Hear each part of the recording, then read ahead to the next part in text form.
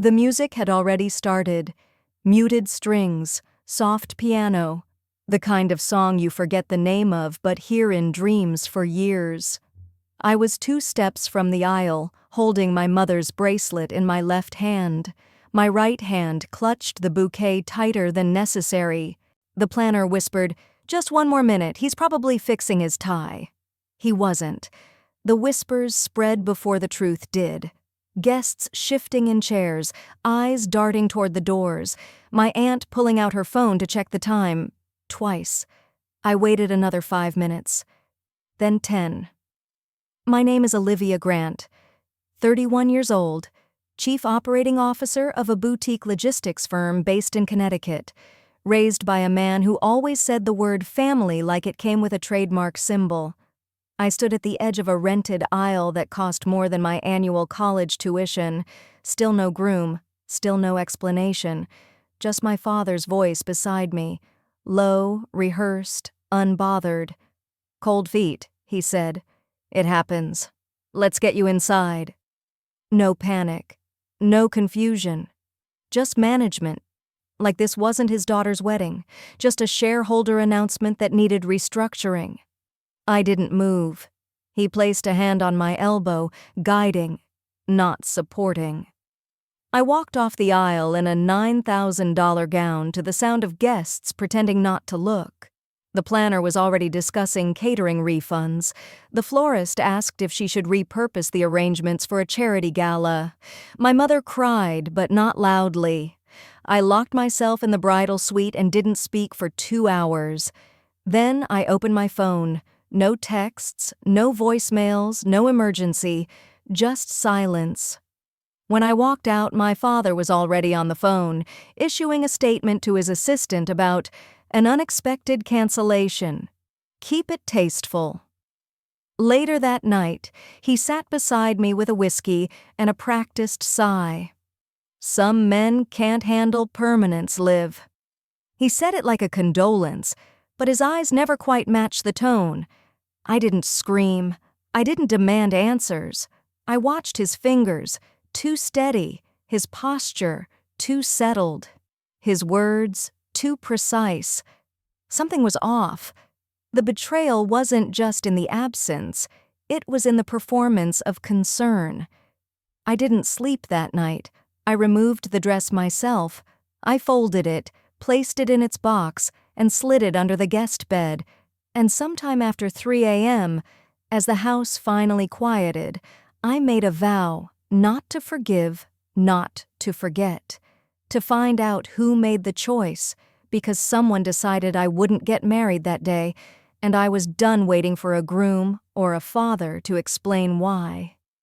The next morning, he made eggs. That was unusual. He hadn't cooked since my mother's second miscarriage, and even then, he burned the toast. Now he stood at the stove, humming something low and classical, Beethoven maybe, and plated food with surgeon-like precision. "You should eat," he said. I didn't answer. I just watched. His tie was already on. His cufflinks matched the brandy-colored leather of his watch strap. He didn't look like a man who had just watched his daughter get publicly humiliated. He looked like a man who'd checked a box off his calendar. He poured coffee. Black. No cream offered. Then sat down across from me. "You know," he said, folding his napkin once, "I never trusted men who rush into things. He should have waited longer to propose. I knew that from the start." I looked up. "I didn't realize you had doubts about Ben." His expression didn't flinch.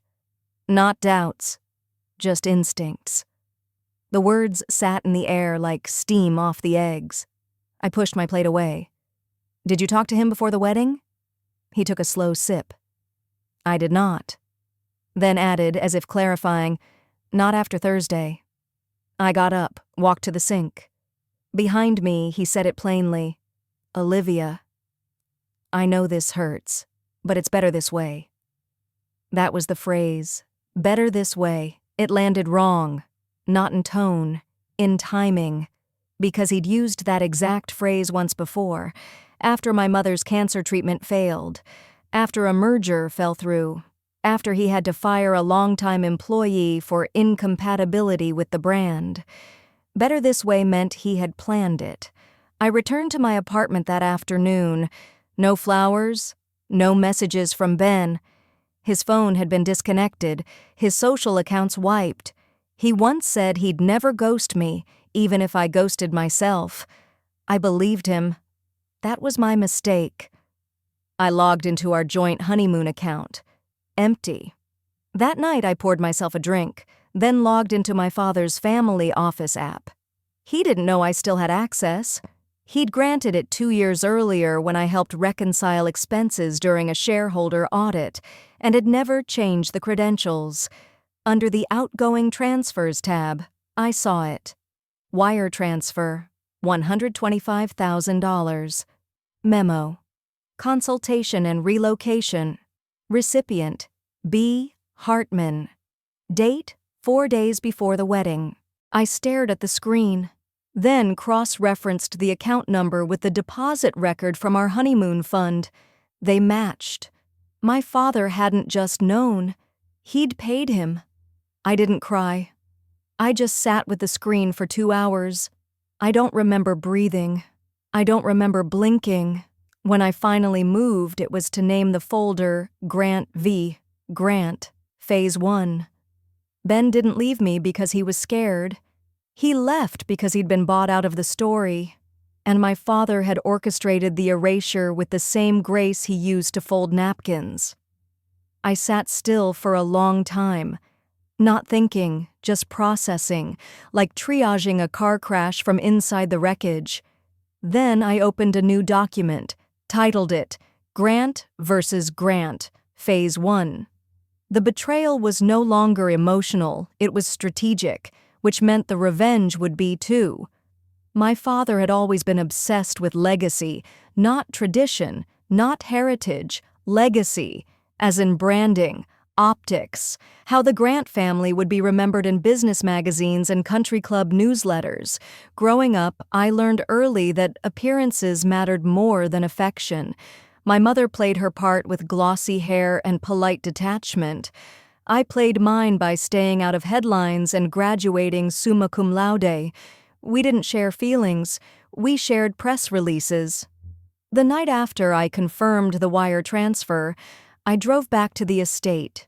He was in the den, swirling scotch like a villain who didn't believe he'd been caught. "I saw the transfer," I said. He didn't blink. "I thought you might," he replied. No denial, no shock, just confirmation that he'd been playing chess alone. "You paid him to leave." He set the glass down with surgical care. I offered him a choice. He took it. My jaw locked. "Why?" He leaned forward, elbows on his knees, voice calm. "You're emotional. You always have been. It clouds your judgment." He loved me. No, Olivia. He loved what you represented, and that wasn't going to hold, not long term. You would have seen that, eventually. My hands curled into fists. "You didn't give me the chance. You're a Grant. You don't marry someone who can't match you." That was the truth. It was never about Ben. It was about control. He didn't want me marrying beneath the name. He wanted me aligned with someone he could use, someone he could add to a portfolio, not a family tree. I stood there in silence. He thought that was victory. "You can't be serious," I finally said. He smiled. "You'll see one day. This is just a correction." That word again. Correction. He corrected things like mistakes on a ledger. My future had been a bad formula, easily deleted. I walked out without another word. Back at my apartment, I poured myself a drink and made 3 lists. The names of every person my father respected but hated. The names of every one of his competitors who'd been forced out or bought off. And one name that showed up on both. Eli Wexler, a tech investor my father called a vulgar opportunist with too much media access. Wexler had once tried to buy into the Grant family's logistics branch. My father denied him, publicly. Eli didn't forget. I opened Instagram, found Eli's profile, still active, still loud, still posting quotes about getting even through success. I sent him a message, short, director. We haven't met, but I think we might share a common enemy. I have a proposal and a diamond ring I don't need anymore. He replied in 7 minutes. Now you have my attention. I stared at the screen. This wouldn't be romantic. It wouldn't be real. It would be an engagement forged from shared spite. And it would be the beginning of my father's slow financial unraveling. Eli Wexler didn't ask why I reached out. He asked how deep I wanted to cut. We met 3 days later in a glass-walled office overlooking Lower Manhattan. The room was sterile, no family photos, no plants, just LED spotlights and a table that looked like it belonged in a war room. He shook my hand, no flourish, and poured 1 glass of bourbon, no ice. I assume you're not here for PR, he said. I'm here because my father paid someone to humiliate me, and I don't want a courtroom. I want collapse. He nodded once. Then let's build something. We drafted a narrative first. Not a lie, a strategy, an engagement, a partnership, a story engineered to trigger every one of my father's insecurities. Eli already had the press contacts. I had the ring, the background, the name. The headlines came easy. Logistics heiress rebounds with tech rival. Wexler plus Grant, a new power couple in motion tech merger. We gave interviews, we attended charity galas, we let ourselves be seen, but never touched, never kissed. Just enough distance to keep the curiosity burning. 3 weeks after our first public appearance, a bouquet of orchids arrived at my apartment. No card. Just a familiar embossed ribbon from the florist my father used for every company funeral. Message received. The next day, Eli made the first offer. A fabricated proposal to merge one of his logistics subsidiaries with my father's supply chain arm, all papered, all legal, all bait. It would look too appealing to resist. Increased reach. Tech integration, press attention. We knew he'd bite, not because he trusted Eli, but because he couldn't stand to lose control of the narrative. The timing was perfect. My father was bleeding bored confidence after the wedding scandal, and investors were wary. He needed a win. We offered it to him, tied in a red ribbon made of brand equity. He reached out through his lawyer, requested a closed-door meeting. Eli and I arrived together, matching watches, silent eyes, strategic silence. My father extended his hand. Eli didn't take it. They sat across from each other. I stood between them, a ghost of a daughter dressed in cream, playing hostess to a reckoning. My father opened with pleasantries. Eli opened with numbers. The proposal, a 49-51 split. Eli would fund the expansion, provide the software and fleet optimization, and in return, the Grant family would maintain branding rights but relinquish logistical control. It was theater, and my father, predictably, said what we needed him to. I'd never hand over our systems to a man who thinks branding is just noise. Eli didn't flinch. Then maybe you'd rather negotiate with your daughter. I slid the revised proposal across the table. Same deal. My name at the top. My newly formed holding company as the acquisition entity. My father stared at it. This isn't real, he said. I know, I said, but it will look that way to your investors by morning. He didn't speak. He couldn't. Because the name on the proposal wasn't just mine. It was the future he tried to erase. The one now standing across from him in heels and control. I smiled, and for the first time in my life, I saw him afraid of something he couldn't correct. The ring Eli gave me was a loaner, not sentimental, not symbolic, just a 2.7 carat bullet, cut to glint beneath flashbulbs, sharp enough to draw blood from headlines. We staged the proposal on the rooftop of a midtown hotel. String lights, a live quartet, a carefully leaked guest list. The photographers were already in place before I said yes. I didn't cry. I smiled like I'd been coached by royalty. Eli slid the ring on my finger with the precision of a man threading a needle, not out of affection, but because he knew every image would be freeze-framed by people who mattered. We didn't go to dinner afterward. We signed a new NDA, then scheduled a call with the firm handling the false merger. By the time we announced the strategic partnership in a press release, the Grant Group's stock rose 3.8%. My father's board lit up. Suddenly, I was no longer the jilted daughter. I was an asset again. He called the next morning. "You've made quite a show of yourself." "Just following the family instinct," I said. His silence wasn't anger. It was calculation. He'd seen the engagement as a humiliation. Now, with rising media attention and investor curiosity, it became a potential out. "Are you serious about him?" he asked. "Are you serious about legacy?" I replied. That week, I gave 2 interviews, one to a women's business outlet, framing the engagement as an unexpected but aligned opportunity. Another to a startup podcast where I said, sometimes the best partnerships come from shared survival instincts. Eli leaned into the narrative too. He posted a photo of us with the caption, "When the past tries to bury you, build higher." It got 40,000 likes. My father's PR team released a statement hours later, congratulating us on our visionary alignment. He was cornered. He couldn't afford to disown me, not while I looked like the future of the company.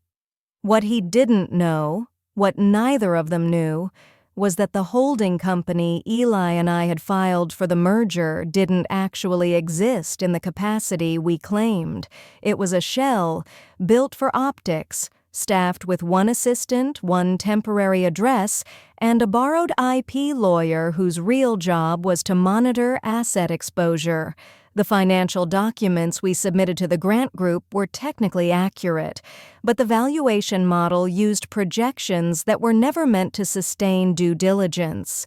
The minute someone scratched beneath the surface, they'd find placeholders, padded figures, and a transfer trail that stopped just short of transparency.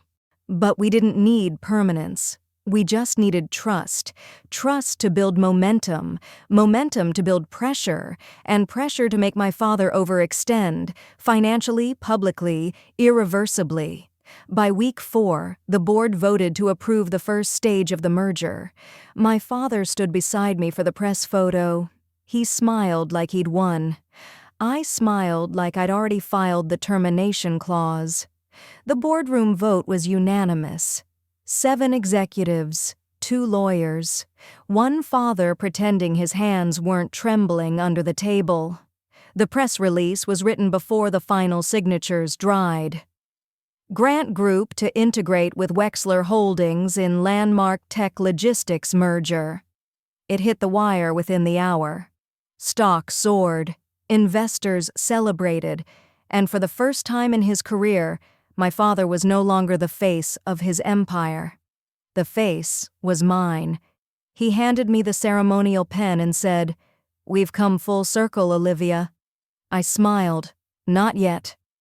What he didn't know, the audit division from Wexler Holdings that he had just greenlit, wasn't real. The compliance reports were generated using historical models. The integration timelines were padded with theoretical frameworks. Every file he reviewed had a digital footprint traced to a temporary server in Tallinn. It wasn't fraud, it was theater. And he hadn't read the footnotes.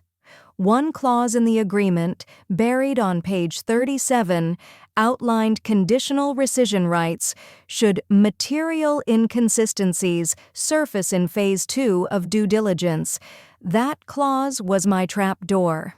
Eli signed it first. I countersigned. My father, ever proud of appearing decisive, didn't hesitate. He thought this was the future. I knew it was his exit plan in disguise. The next phase moved quickly. Operational review, we called it. Eli pulled back his teams, citing bandwidth. Grant Group absorbed the cost burden for the rollout. Marketing budgets doubled. Contractors ballooned.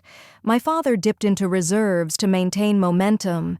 He mortgaged company property in Atlanta and took out a bridge loan on the Philadelphia warehouse.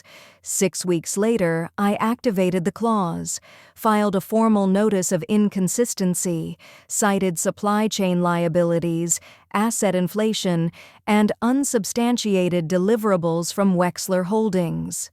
Our counsel filed the termination paperwork that same morning. By sunset, the merger was voided. Publicly, it looked like a standard breakdown, an ambitious deal that buckled under scrutiny. But to the board, it was a betrayal, a catastrophic misjudgment, the kind that cost trust and seats. The next shareholder call lasted 19 minutes. My father resigned before it ended.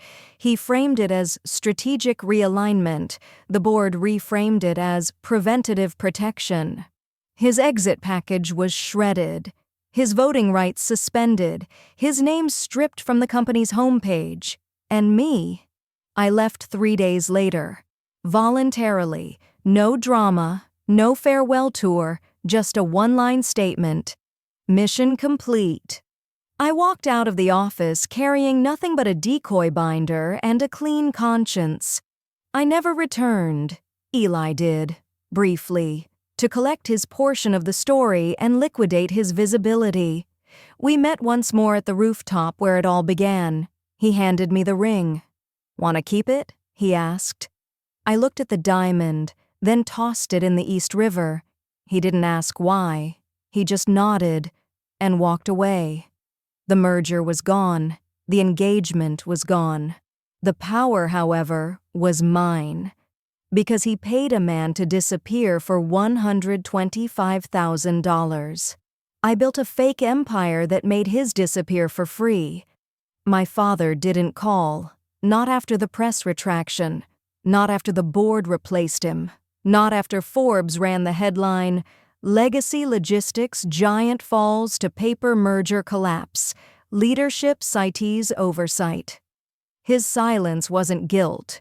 It was calculation, wounded control recalibrating in the dark. But there was nothing left to recapture. He didn't just lose the company. He lost the illusion that power made him untouchable. The fallout spread quickly. The bridge loan defaulted. The real estate deal in Charlotte imploded when the escrow flagged a lien. The tax bureau reopened 2 audits he'd quietly settled through personal favors. His inner circle thinned. Former allies turned ghosts. One man, his longest-serving legal advisor, filed to sever representation within 10 days of the collapse. My mother moved into the lake house to regroup. My sister stopped answering texts. I didn't blame her. She was a loyalist, and the oxygen had shifted. On the surface, my father remained composed. He released a letter to investors thanking them for 2 decades of growth. He quoted Churchill. He said nothing of me, but people knew, even the polite ones. At a fundraiser 6 weeks later, a man I'd never met leaned over and said, "You dismantled a dynasty with a smile. That's not cold, that's clean." I didn't respond. I didn't need to. Because what mattered wasn't applause, it was precedent. My father set his in motion the day he bought my fiancé. He believed love was a variable that could be controlled through cost. He believed betrayal could be hidden behind cold feet. He was wrong. Love isn't what blinded me.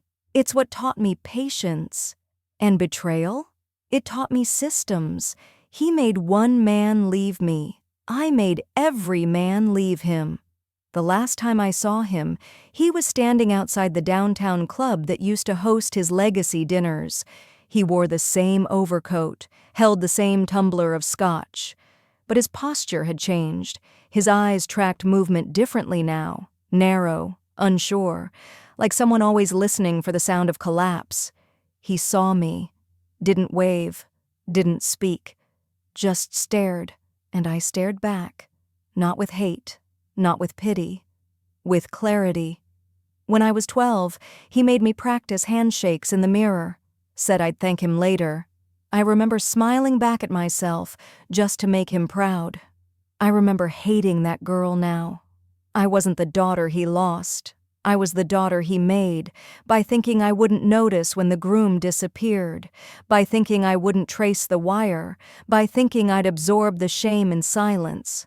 But I turned that silence into strategy, and that strategy into spectacle. He taught me how to weaponize power. I taught him what it feels like to bleed from it. This was never about the wedding. It was about the assumption that I'd fold, that I'd mourn in private, that I'd rebuild quietly. I didn't. I made the collapse public. I made the wound visible. I made him a case study in underestimating women who are raised by tyrants and trained by them, too. There's a Grant family nameplate still bolted to the company's front gate, fading now, paint-chipped. No one's bothered to take it down. They'll forget him, eventually. But they won't forget me. Not because I screamed, not because I sued, because I smiled, and burned him down without ever raising my voice.